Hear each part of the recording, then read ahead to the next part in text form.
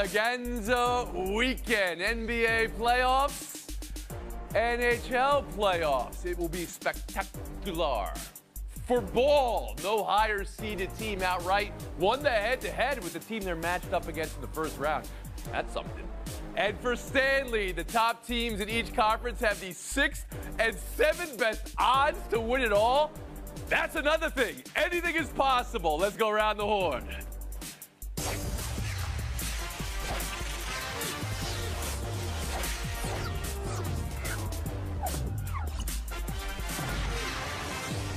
We start with the NBA. We start out west. I'm looking at these series, and we got drama. We got pressure. We got storylines on storylines. How lucky are we? I love everything about this. From all eyes on the Lakers, of course, with LeBron and Luka versus Minnesota, to the Nuggets, mid-upheaval versus the hot LA Clippers, to Golden State and their relaunch versus the Rockets, who are already in liftoff. And the least talked about one seed ever. I put that out there on you people. You have not nearly talked enough about the Oklahoma City Thunder. So as I ask for the most intriguing round one matchup out west, I go to my most intriguing panelist, David Dennis Jr. I'll take it. For me, the most intriguing matchup is the Denver Nuggets and the Los Angeles Clippers. On one side, you have the Nuggets, who have the best player in the world. They just got rid of their coach, and despite the year that Jokic is having, he may not get out of the first round. And then on the other side, you have this Clippers team that is this sort of cornucopia of chokes and worry about injuries and who is going to perform in the playoffs, and you're worrying about Harden, who may be able to rewrite his playoff legacy, and Kawhi Leonard, who everybody's waiting to be injured, who may not be injured, who, by the way, this team has only lost 2 games in the last 15, one to the Thunder and another when Kawhi didn't play against Cleveland. They are maybe the hottest team in the West. They might not make it out of the first round. There's going to be one of these two teams facing extreme disappointment in about a week and a half, and that's going to change the trajectory of both of these franchises. Oh, intriguing. Nuggets, Clippers. Courtney Cronin around the horn to you. Most intriguing round one matchup in the West.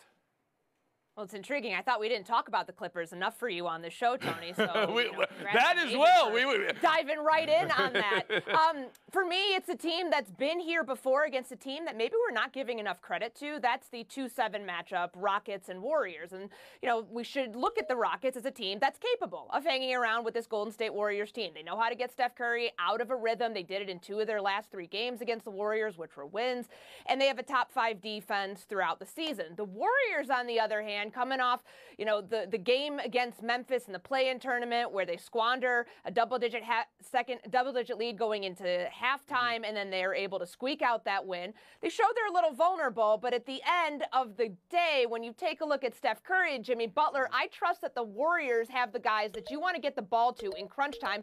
I don't know if the Rockets are there just yet, but if the Warriors aren't able to make it out of this series, we're talking about a complete, like, disaster after they went out and got Jimmy Butler at the trade line to make a deep playoff run. I do think there's a lot at stake for the Warriors, but I like them in this matchup, and I'm intrigued to see what they do and how they bring it to the Rockets. Intrigued is the word. Bob, Brian, I go to you now. Round one matchup in the West. To me, in the West, it's a photo of interest between the 2 older teams, the Lakers and the Warriors. I'll give it a photo finish lead to the Lakers because Los Angeles Lakers are eternally fascinating to the public. Everybody's intrigued with them.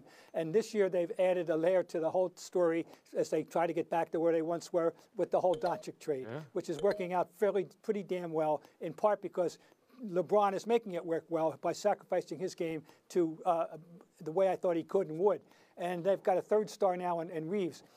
And people out there are expecting something there, no question. And Warriors, we all know the Jimmy Butler trade is working out very, very well. And now they're old guys, last hurrah thing. And we saw how they got off the other night with 38 from Butler and 37 from Curry, etc. But to me, it's about, you can talk about anybody else, OKC, you can talk about Denver, you can talk about, but it's the Lakers. People care about the Lakers. They hate them or they love them, and it's the Lakers. All right, the Respect Your Elders portion of the program. Well done, Bob Bryant. And Pablo Torre around the horn to you.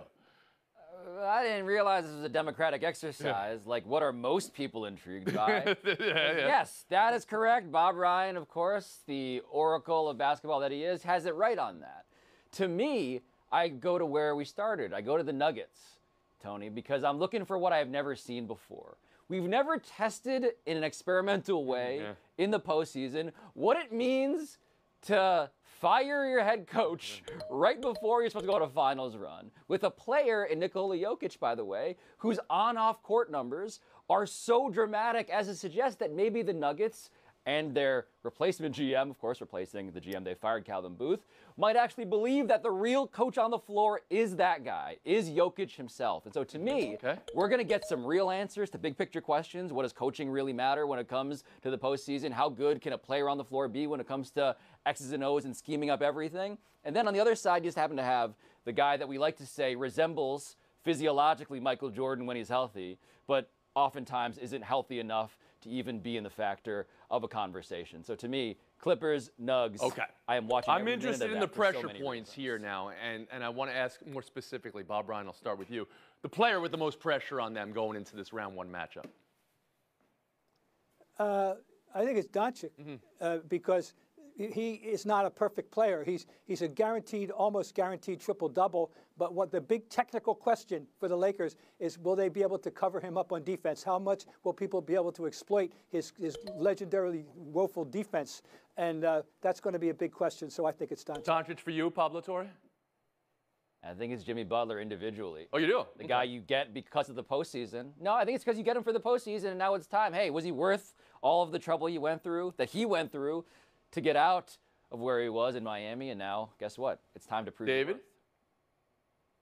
Afternoon Joe makes a good point, but I'm going to stick with the series that I'm talking about here, and that is Kawhi Leonard. This guy who everybody's been talking about for the last 5 years, been perpetually injured. We don't believe in him come playoff time, and he has been as healthy as he's been for the last half decade.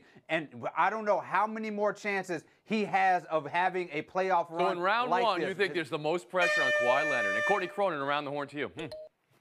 I'll talk about the player from the team that we haven't talked about, the probable MVP in Shai Gilgeous-Alexander. The early exit last year, a lot of people looking at this Thunder team, criticizing the fact that they don't have deep playoff experience. If you're going to win the MVP, you got to be able to get your team out of the round first one, round on a deep playoff run. And there is a panelist on the show actually acknowledging the Oklahoma City Thunder. Thank you very much for that, Courtney Cronin. Real quick, I want some picks going into the weekend. I know we're going to only have a month to talk about round one and round two and everything beyond in this NBA playoffs, but one pick you're sure of in this first round out west. Courtney Cronin, around the horn to you. I am sure that Luka Doncic and his scouting ability are going to give the Los Angeles